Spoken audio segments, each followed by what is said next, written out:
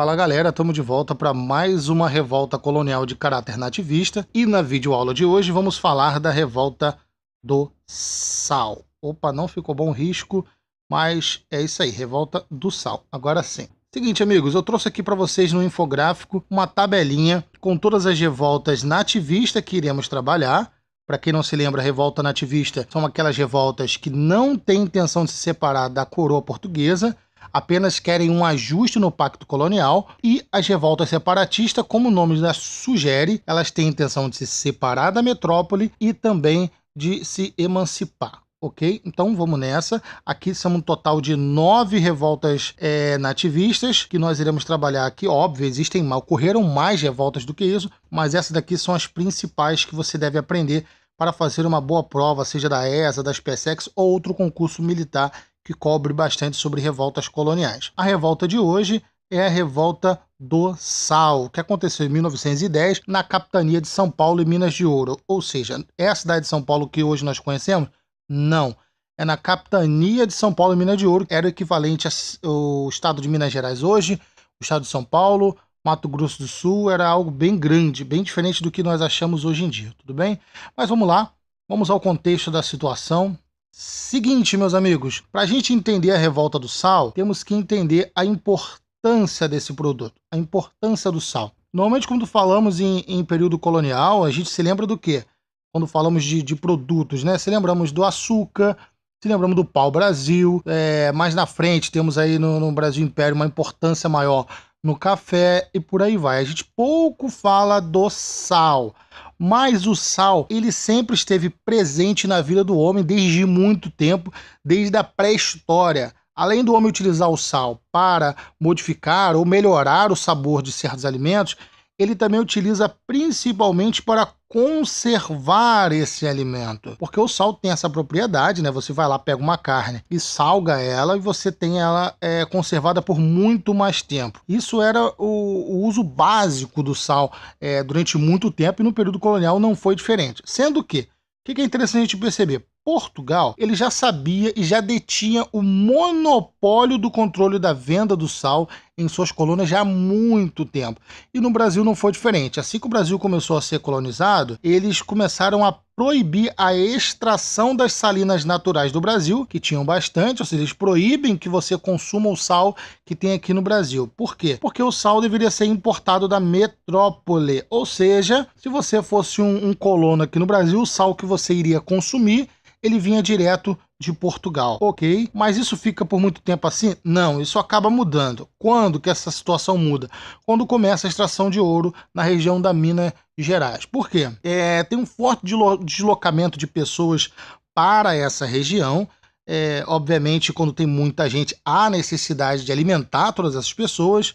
Então, a pecuária ela acaba também se deslocando para regiões próximas e crescendo bastante, e como eu já disse, o sal era produto importante para você controlar ou conservar essas carnes, esses alimentos. Então a coroa portuguesa ela acaba liberando a exploração das salinas naturais brasileiras, porém entrega essa exploração para um monopólio do sal. O que seria o monopólio do sal? Seria a entrega desse produto a terceiros e essa pessoa sozinha poderia explorar, vender o sal aqui na colônia. E esse sal ficava concentrado na região de Santos, onde hoje é Santos. Bom, tá, e qual é o problema dessa situação? O monopólio por si só já é algo ruim, né? Porque uma pessoa só vendendo, ela vai poder controlar esse preço da forma que ela quiser. Mas além deste problema já natural do monopólio, esses empresários, esses detentores do monopólio do sal, tomavam algumas medidas. Eles faziam com que houvesse menos sal no mercado. Como assim?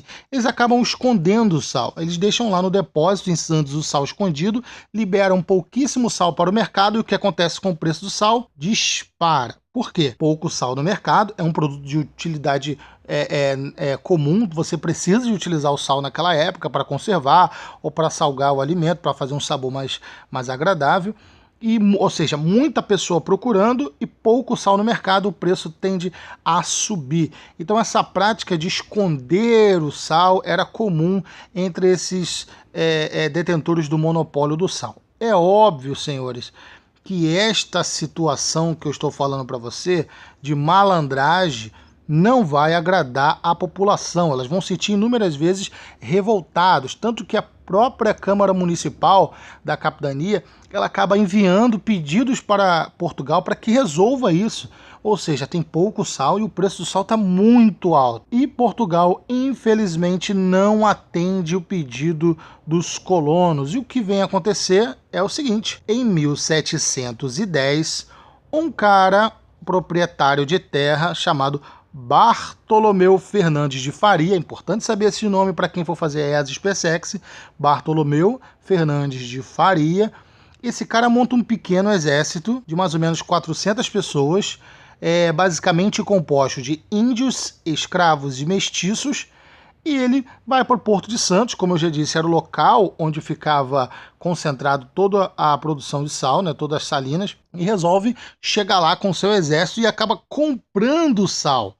Como assim comprando sal? Ele compra o sal pelo um preço que ele acha justo.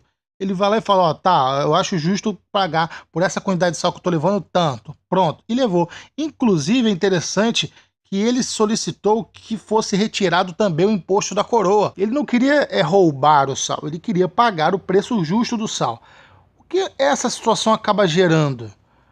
A coroa portuguesa, o rei Dom João V, percebe que essa atitude poderia gerar novos problemas, novos levantes, novas revoltas. Então ele resolve literalmente mandar prender Bartolomeu Fernandes por essa ousadia de chegar com um mini exército e simplesmente tomar de assalto e pagar quanto ele achar justo. Bartolomeu, que não é de bobeira, ele fortaleceu toda a sua região com a rapaziada, que chegou até quebrar a ponte para dificultar a chegada do exército português e das autoridades, né? Mas infelizmente ele é capturado 8 anos depois desse acontecido e ele já tinha cerca de 80 anos de idade, era bem velhinho, acaba falecendo de varíola antes mesmo de ser julgado. Ele vai ser levado para Salvador e nesse caminho ele acaba falecendo por causa desta doença que ele acaba adquirindo durante a sua prisão. Então isso foi a revolta do sal. Lembrando que se você quiser